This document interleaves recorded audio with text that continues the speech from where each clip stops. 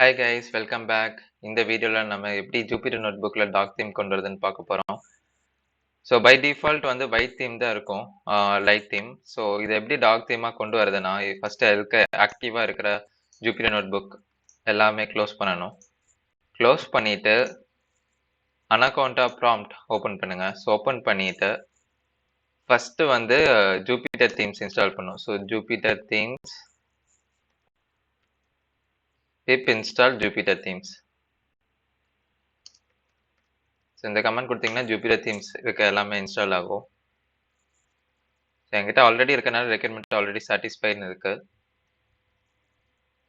Okay, so install ஆயிடுச்சு. இப்போ இதை கிளியர் பண்ணிடலாம். தென் இப்போ சேஞ்ச் பண்ணுறதுக்கு ஃபஸ்ட்டு என்னென்ன தீம்ஸ் இருக்குன்னு பார்க்கலாம். ஜூபிட்டர் தீம்ஸ் லிஸ்ட் கொடுத்தீங்கன்னா இதில் நிறைய தீம்ஸ் இருக்குது. இதில் மோனோகைங்கிறதா டாட் தீம்.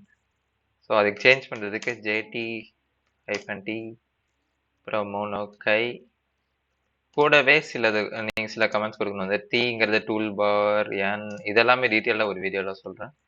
ஸோ நீங்கள் கொடுத்தீங்கன்னா டாக் தீம் மாறிடும். இப்போ எகைன் நம்ம ஜூபிட்டர் நோட்புக் ஓப்பன் பண்ணலாம். நோட்புக்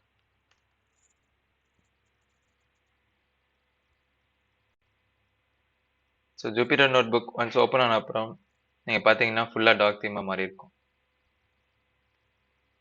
இப்போ ஒரு நியூ ஃபைல் ஓப்பன் பண்ணி